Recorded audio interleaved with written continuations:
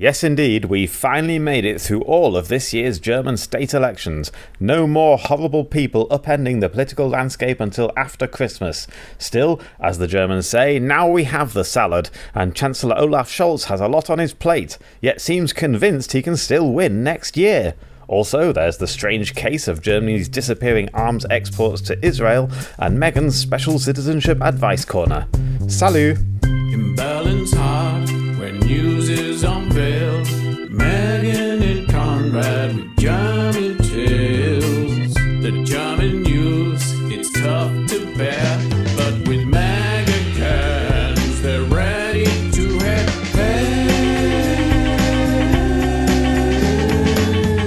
Conrad, daily news at hand. Meghan feels to spare time to crack those cans. With each sip she takes, the mag is her shield. But will it last the news? 'Cause that was the deal. Hello everyone. It's time for another Megan's Megacon. I'm Megan. I'm here in Berlin with Konrad Werner. Hello, Konrad. Hello. How are you? Oh, I'm brilliant now. I've just been for a run. Good God. Yeah, you're very chirpy today. I know, I'm full of beans now. That's good. Ready to go. And it was a good run? No, not really. But you feel Slower good than normal. afterwards. Yeah, you do it for how you feel afterwards. You don't I know. enjoy it at the time. Yeah, some people do, I think. And I'm like, that's strange. I've never No. willingly or like knowingly enjoyed any form of extreme exercise. Well, the other day I played football, and that was What? even worse. I thought I would enjoy it because, it's a game and stuff. Yeah. And it was just a nightmare. Oh, I was no. just always standing in the wrong place and getting the ball kicked in my face, and my no. glasses were falling off. Oh no, that sounds like It was re-traumatization from the playground. Yeah, That's cool. So I was much more happy. I was like, I just need to run now and listen to a podcast. But, Okay, that's better. it's easy. Okay. Suits me. We're not going to drink any alcohol today. Oh, no. I know. I'm having a little pause, and then you, in solidarity, said you would as well. But I do have some non-alcoholic ales. Oh, yeah. Störtebeckers. This is the best one. It's the best non-alcoholic Yeah. you can get. And this is the At least in Störtebecker Berlin. Atlantic Ale, alcohol-free. They do something called a Freibier, which is nice, but I don't think it's as nice. Cheers. Cheers. Oh, it does feel like an end of the week beer anyway. Yeah. And it is very nice, yeah. And unfortunately, your Späti didn't have any alcohol-free megas. They do like an alcohol-free G&T, and it's nice. Which company makes them? Alcohol-free gin and tonic? I think it's the Bombay Sapphire one. Oh, but I'm not entirely sure. Oh, I'll have to I look shall out have for to that. do some research. Okay. But valiantly, without any alcohol, we're going to discuss things. And it seems to have been... Yeah. It's been quite a week. Regular listeners will know that we released a podcast just a week ago. Yes. Which was a live show we did. And we did a kind of preview of the Brandenburg election, as well as a review of the Saxony and Thuringia election. So now we're through all the German elections for this year. There are no more Nazis can be voted into power. That's just it. That's the news. Goodbye, everybody. Have a nice house. Until at least after Christmas. Okay, that's good. So this was the Brandenburg election, and we were all a bit worried that the AfD would become the biggest party again, as they became in Saxony and Thuringia. But no, it didn't. It wasn't to be, and the SPD won.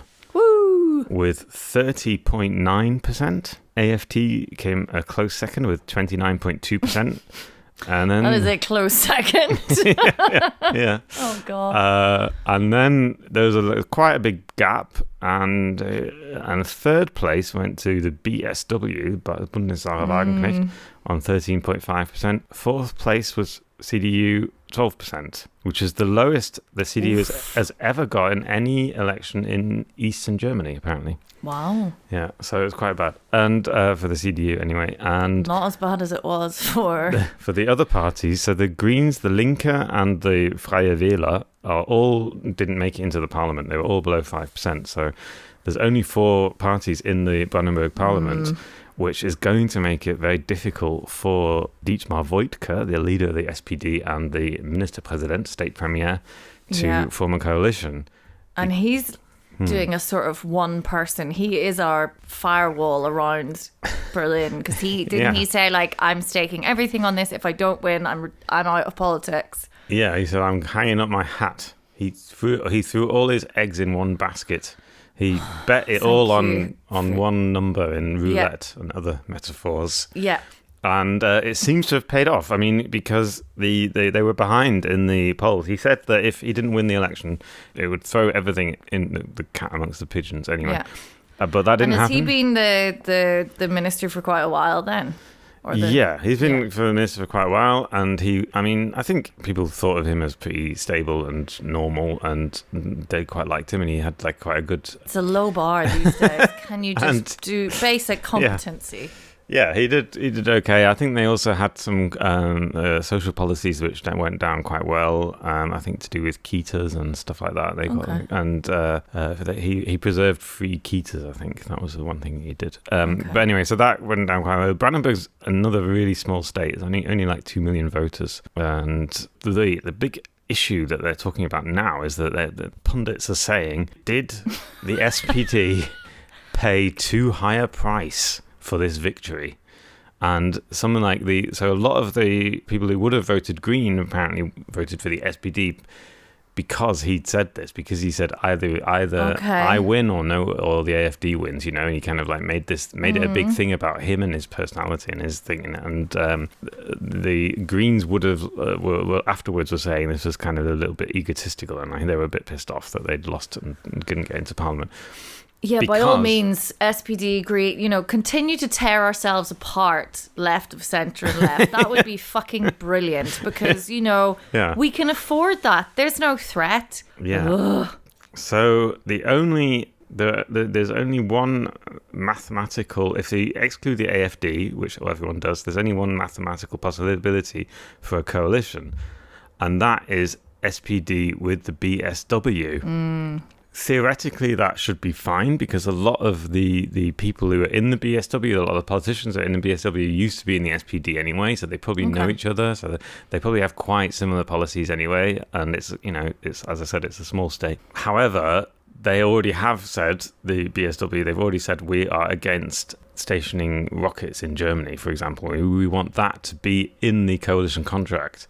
And Dietmar Woidke has already said, well, look, this is nothing to do with Brandenburg politics. We don't decide. The defence of Germany has nothing to do with us. It's not Brandenburg's decision. Yeah, He's just like, I'm here for like Kitas and like other stuff. So just call Washington, let them know. So that's going to be complicated for them to build a coalition.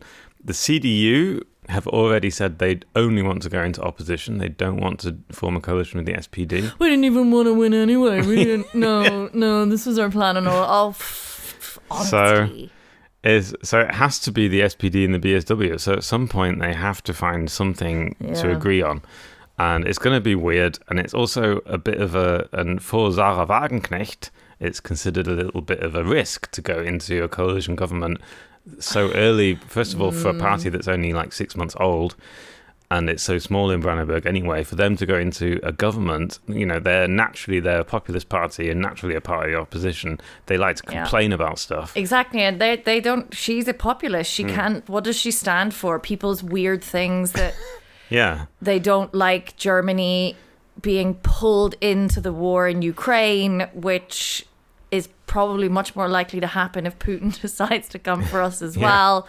But that's not really, it's just playing into those fears that make her really popular in certain places. So that's kind of interesting, because she's fucked. Yeah. They're fucked if they have to go into government. You're right. Because, what are they going to do? Well, it's in our policy to not have rockets. And they're going to be like, well, that's got fuck all to do with what we're doing here in Brandenburg. So what next? Are you in or out? And they're going to be like, Yeah. The other thing that they have made a big issue is closing hospitals. Because remember we talked about Karl Lauterbach's health reforms? Oh, yeah. And one of the big thing is, one of the things that Karl Lauterbach wants to do is close hospitals and to sort of diversify the whole, decentralize the whole health care system and make it more accessible by making it in smaller places. And the BSW has made this big issue now of like, oh, they're going to close all the hospitals and we have to, and this is going to also be... That's also like a good populist thing because people get very emotionally attached to their local hospitals, don't they? So that's what's happening in Brandenburg. And then outside Brandenburg, this is the interesting, because in the aftermath of the Brandenburg election, everyone was like taking pictures of Chancellor Olaf Scholz going, oh, it's a big, internationally, the Indian media said, oh, it's a big relief for Chancellor Olaf Scholz because he finally won an election. His party finally won an election because they'd been, like in the other eastern states, they did really badly. And it said, oh, is this like a vote of confidence for Olaf Scholz? And this is international press. Well, yeah, it was sort of like, because that's how do you present the SPD to an international media? Exactly. I do think people struggle to understand the fact that would, I'm like, no. So, but what they failed to mention was that Olaf Scholz, despite the fact that he lives in Brandenburg, he lives in Potsdam, as does Annalena Baerbock. Neither of them were involved in the election campaign. In fact, Dietmar Woidke said, I don't want Olaf. Mate. Very nice. So you want to help out? You've got enough on, Olaf. It's fine. That's very funny. Yeah. So obviously Dietmar Woidke did everything he could to sort of distance himself from the federal government, and because they're so unpopular at the moment, and Scholz is so unpopular. And he said, this is not an election about the federal government. This is about me, and this is about Brandenburg, and I am here for Brandenburg people. Yeah. And this was his big thing. So what does this mean for the next the general election, next autumn, and the issue of will Scholz run again, or will they do like the Democrats in America? Will they get rid of him? Surely he's not going to think of running again. Yeah, no, he wants to become chancellor again. But he's so shit at it. I'm just thinking I would be like fucking desperate for like a Kamala Harris to come out of the somewhere. Oh my God. Yeah. I would what do you mean he wants to be chancellor? You're not going to get any better at it, Olaf. Like, I'm sorry, you're just not. Well, that is a minority opinion in the SPD at the moment. Apparently, the thing is that if he'd have lost this election as well, if the SPD had lost this election again, and Dietmar Woidke had gone, that would have really destabilized the whole SPD. This is what they were saying. And then they would have thought, okay, maybe we should think of another chancellor candidate. Yes, but if you've just made the point to me and explained to me about Woidke being like, please don't come anywhere near this, Olaf, you're fucking poison. Yeah. You're polling station poison. Surely Olaf can have this thing. Surely someone in the SPD has collected those dots as well. Yeah. This is insane. They're going to run that man again. No. Yeah. So probably yes. I mean, there's still a question mark, but it hasn't been declared yet. But I think also because the CDU have chosen Friedrich Merz, and I think that Scholz says, well, I can beat him. I think Olaf, that's what he thinks. No, Olaf, mate, no. I'm not even sure that he is doing that bad a job. I think it's very difficult to do what he's having to do and have this like weird ample coalition where no one seems to talk to each other, and then the fucking PD have a hissy fit. But the narrative about him now is so bad. Elections are won and lost on narrative. It's not. Yeah. It's not policy. It's not. And for someone not to understand that makes me very. Of course it should be on policy, and of course we should all be sitting down and like really going through stuff and like looking at the actual facts. But that's not the reality of the situation. Well, we shall see. Oh God. That's the thing. I mean, I don't know. It's going to be complicated. I think he probably will run again, unless there's like a massive something happens next year. Apparently, Boris Pistorius, the defense minister, is personally more popular in Germany at the moment, and he seems to be considered competent But I don't know. I mean, maybe that he would be the other possible candidate, but it's no, it probably will be Olaf Scholz again. Okay. God.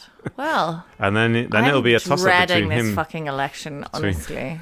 Between him and Merz. Yeah, because Merz just announced it. They were just like, yeah, it's me. And I was like, wow, I was actually going for Markus Söder in something, not because I think Markus Söder politically is any better, but just I cannot stand that weaselly faced little pipsqueak. And at least Söder, you're like, you know, you could go for a pint with him and he'd like pick up the bill in a charming way, I find.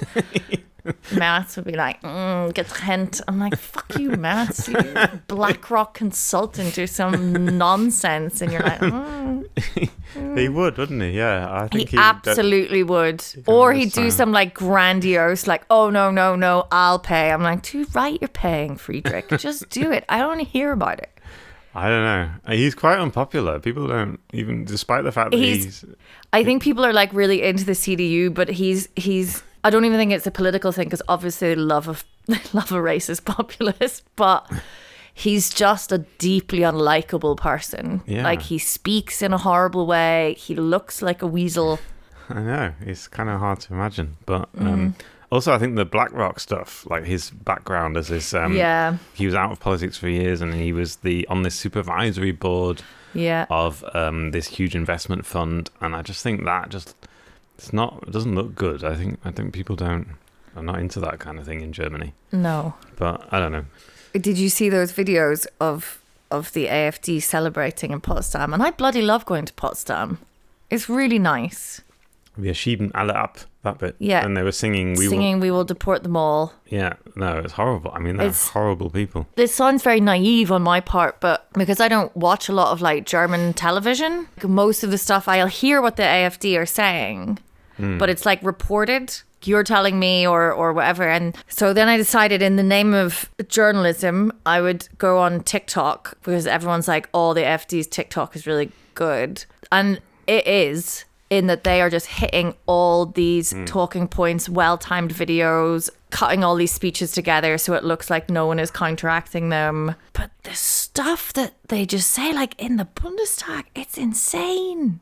Oh, yeah. Politicians putting on quote-unquote Arabic accents. And in Brandenburg, they were talking about shutting out. They didn't want foreigners to go to festivals. Did you hear about that? They didn't want any, asylum seekers should be banned from public festivals. That was the AfD position in Brandenburg. I don't know. I'm also trying to be maybe not as defeatist and cynical. It helped finding out, I thought very naively that the Nazis had an outright majority at the end, but they never did. They had a lot of people vote for them. But apparently they had to beat that out of quite a lot of people. And I do think we're in a different Germany now. Not that much different. Anyway, we'll see. We will see. What else has been happening? So, do we want to talk about the Greens now? Oh, yeah, we can do quickly think about the Greens. Yeah, so the Greens... They're gone? They're all gone. Tell me, I don't...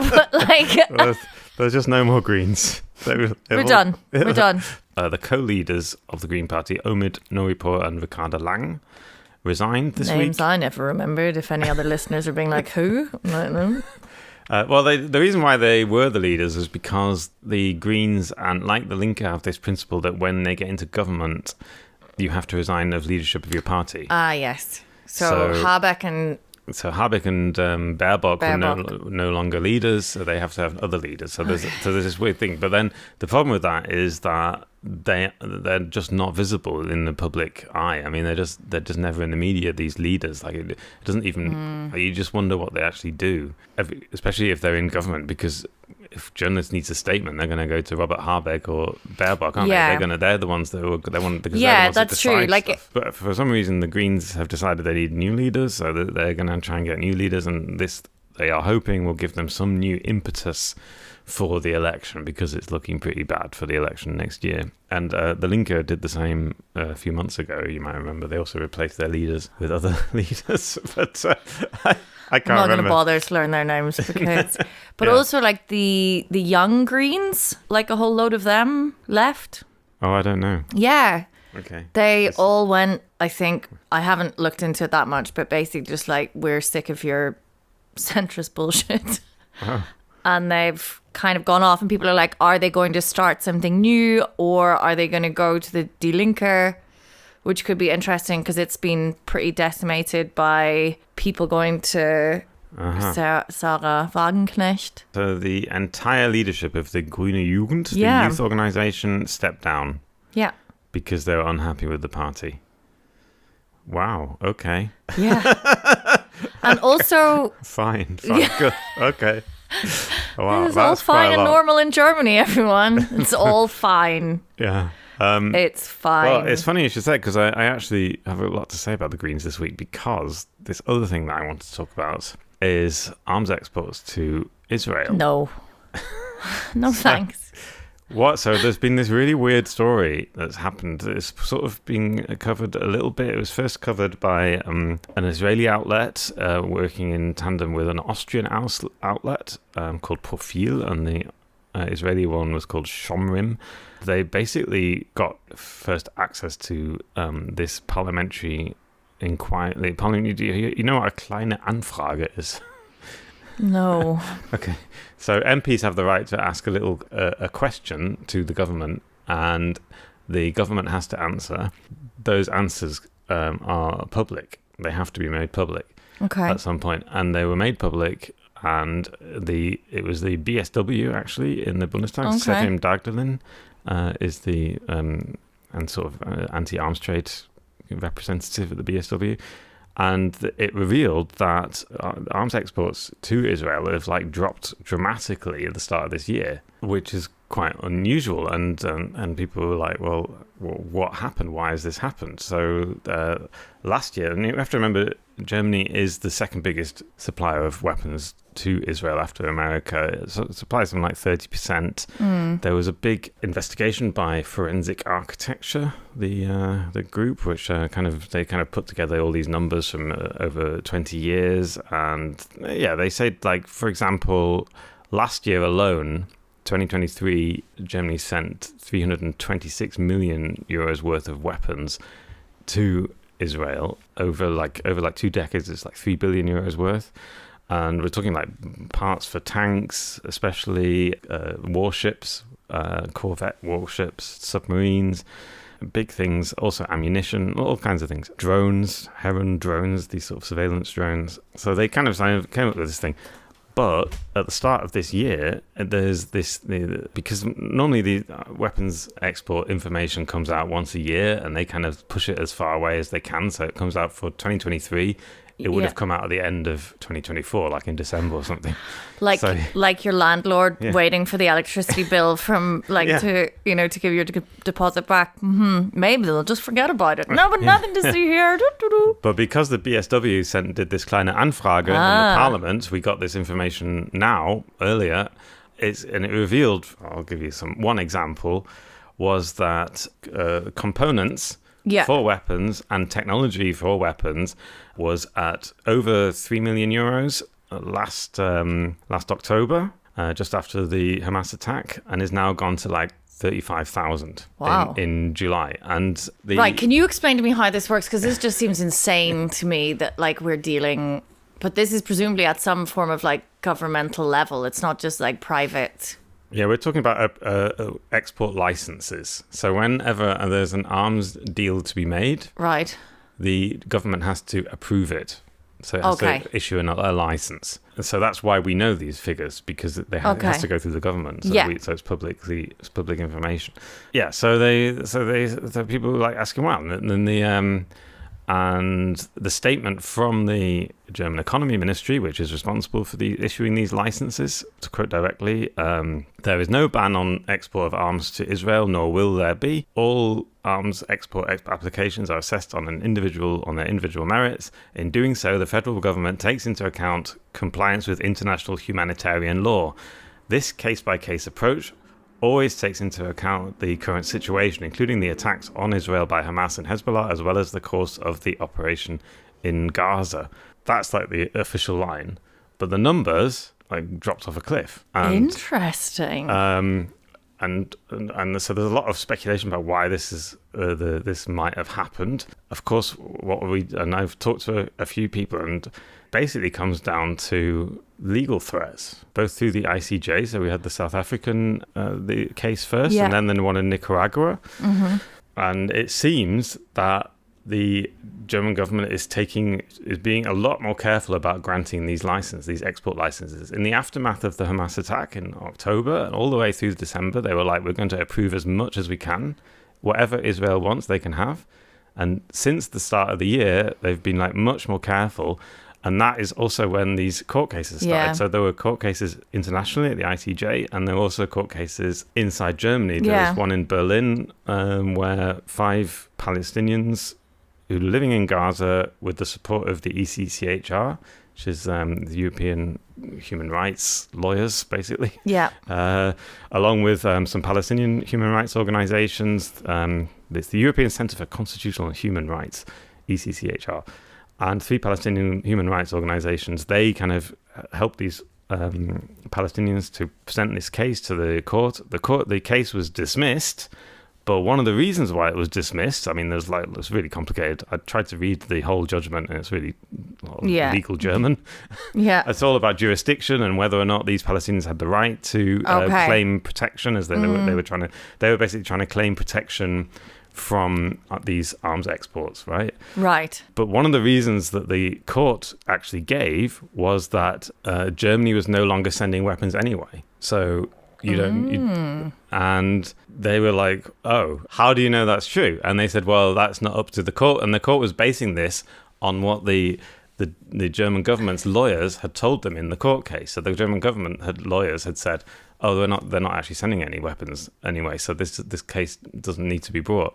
For a start, so the ECCHR was annoyed with this reasoning because they said, well, how can they know? Because we don't know, even if no licenses were checked in, they said at like the beginning of the year, how do we know that no licenses are being approved now? And they said, well, that's up to you to prove. Like they basically put the burden of proof on the ECCHR and on these Palestinians to prove that these exports were being made. And anyway, so which the ECCHR said was totally not fair. So yeah, so it's confusing.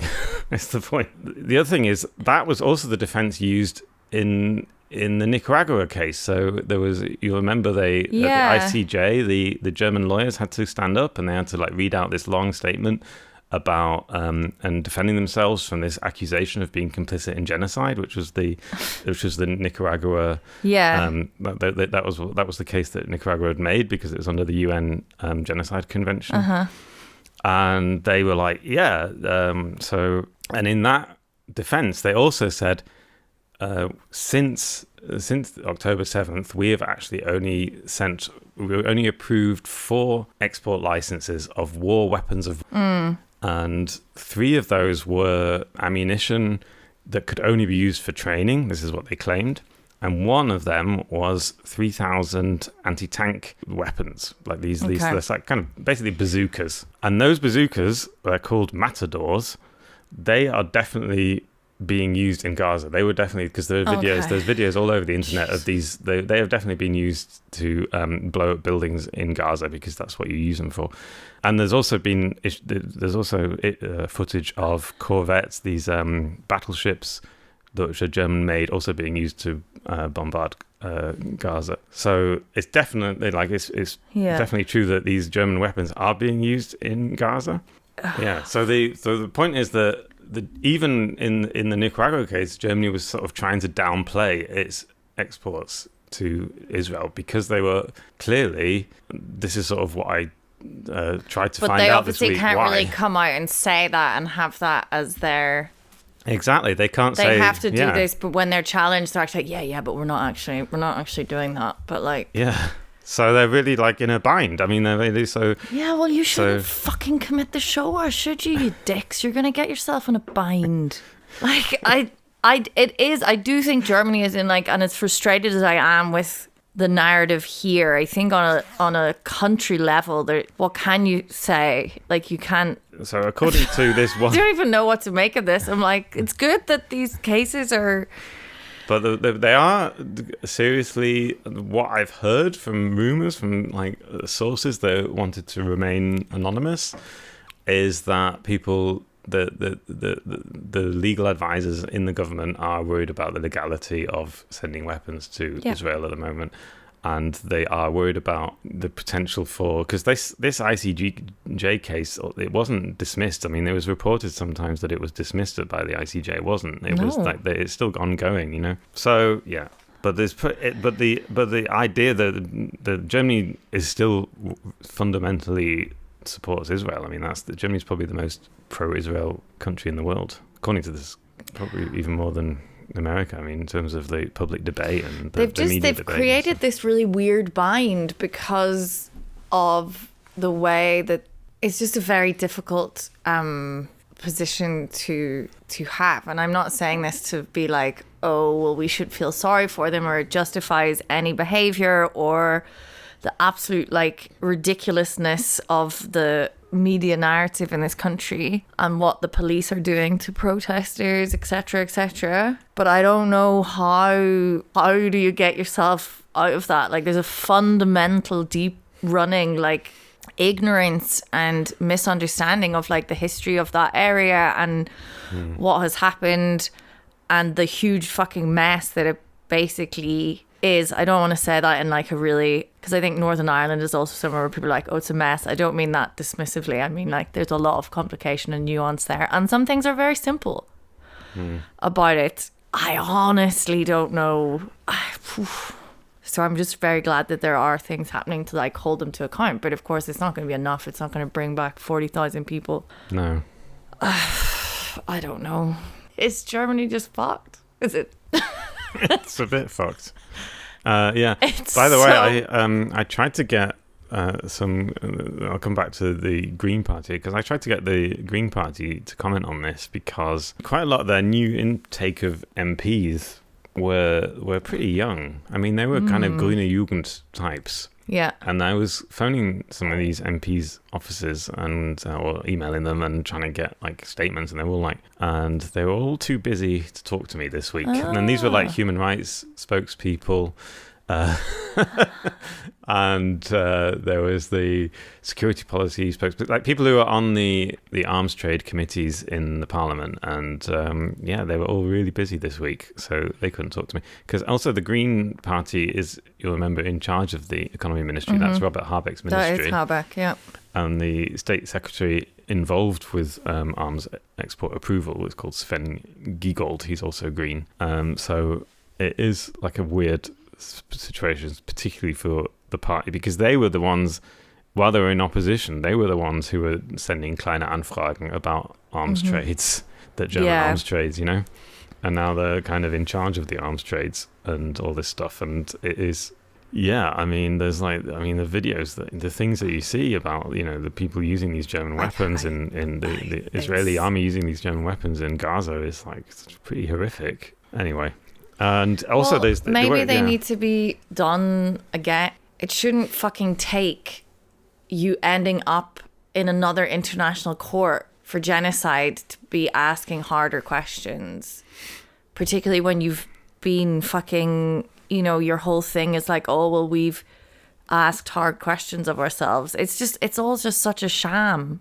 And then everyone's like, oh, the AfD. Oh, I'm like, well, yeah, but none of you have bothered to like try and have all of these like weird, that big protest when the AfD, you know, when that really big one happened after the Wannsee Conference 2.0 happened. Do you remember whenever about the remigration, right? Yeah, which then ended up on the AfD's posters. It was like a big scandal for about a week. Yeah, it's just normalised and now it's like on the posters, Yeah.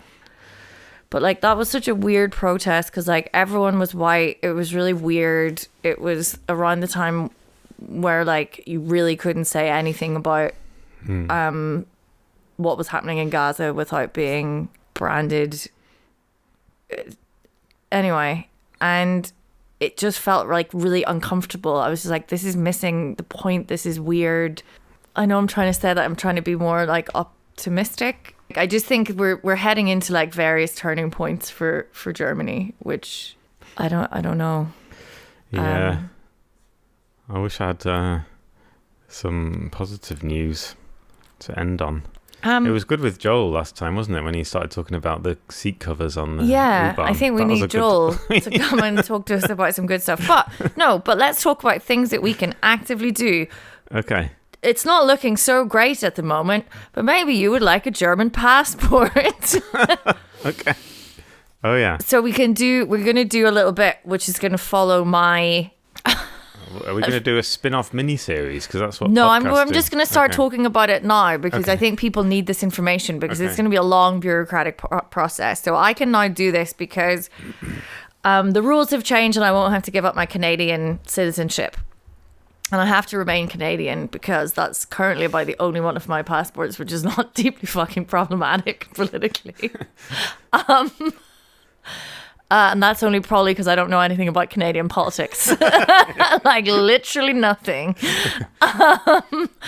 So currently I am trying to get an Einbürgerungstest, which if anyone's trying to get one, not easy. So there's 2 tests that you're going to need. You're going to need a language test of minimum B1 and you're going to need your Einbürgerungstest. Or you can do something else, which is called the Leben in Deutschland test. They are both valid for your citizenship application. And how hard is B1? What do you have B1 is, I don't really know because I've never done it, but I think it's like you can kind of follow, you're able to sort of have a conversation. Right. So beyond just directions and completely transactional, you're able to be a bit conversational. Okay. From what I understand, but I could do more research for that for our next one. But Einbürgerungstests, everyone, Volkshochschulen do them. If you search online, there are none. This is not for you. It is possible if you want to do an integration course, then you get the B1 and the test included at the end, but that's obviously like a big time investment and it's going to cost you about €250. But if that's an option for you and you maybe need your German to be like polished up a little bit, you can do that at your Volkshochschule. However, I have heard on the grapevine, if you go to your Volkshochschule, then you might be able to get a test appointment. Mm-hmm. Though they might say to you, no, you cannot possibly do that in that way where they say, oh no, that's against the rules, but also yeah, we've got 3 places so you can come on Tuesday.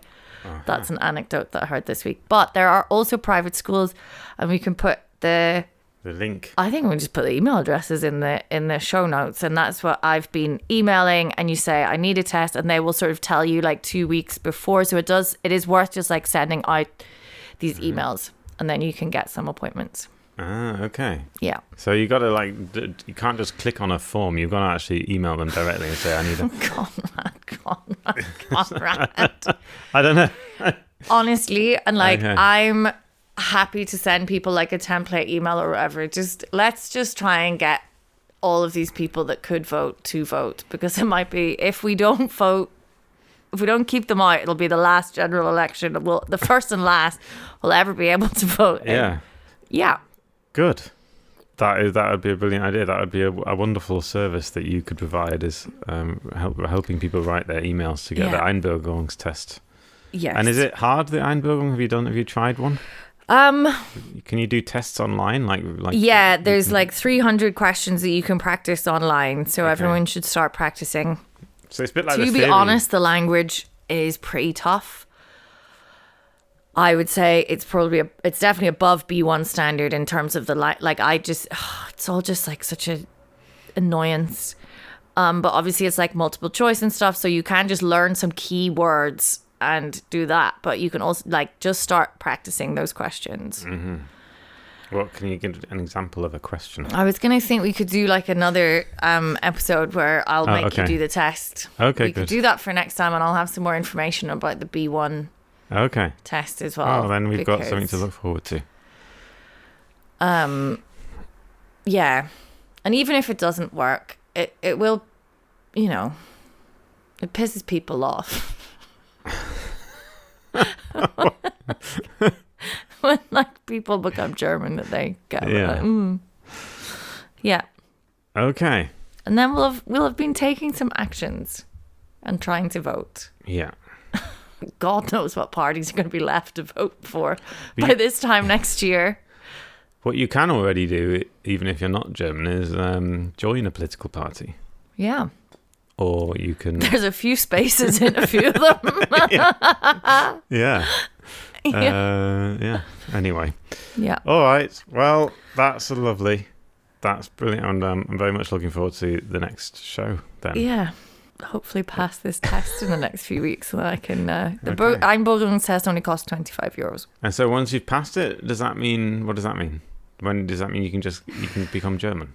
Yeah, so what you need to do, guys, you need to go and do the check to see if you qualify. I can't go through all of the options, but it's how long you've been here. You're going to have to prove that. You're going to have to be registered somewhere. Go get that sorted out. They'll want to see all of that stuff. You need to show that you can support yourself, I think. Yeah, I'm pretty sure. Is that a part? That's not usually a citizenship thing, but maybe it is here. I don't know. Yeah, you can't say I'm going to sign on.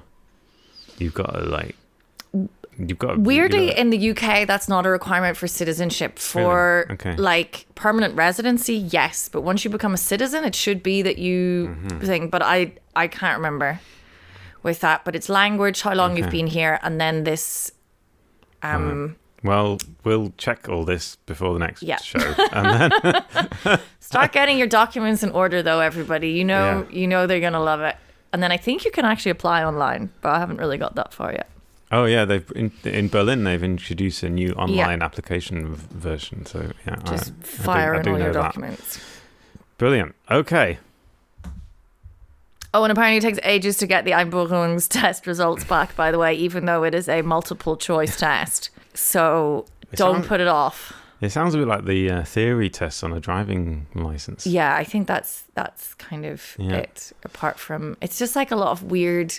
It's kind of fascinating to go through the questions because it's all about like what the nation is trying to like kind of present. Like I remember laughing about the UK one, which was all like, if you go to the pub after work, are you likely to have A, fish and chips, B, French cuisine, C, and also like after the pub, is it legal to beat your wife? No. And then what role did Britain play in the ending of the slave trade? I'm like, oh, just the end? We're just going to talk about the end? Her Majesty's fucking citizen service or whatever the fuck it's called. Good. So you can learn about Germany in that way. Anyway. That's brilliant. How was your Atlantic Ale alcohol-free? It's good, isn't it? I feel like I've actually had a beer. Yeah, it's a nice one. Yeah. Okay. All right. Okay. Take care, everyone. Bye. Have a great weekend. Don't be too sad. It's probably okay. Maybe.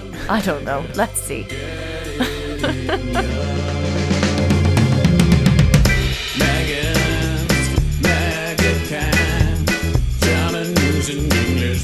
Cocktail can.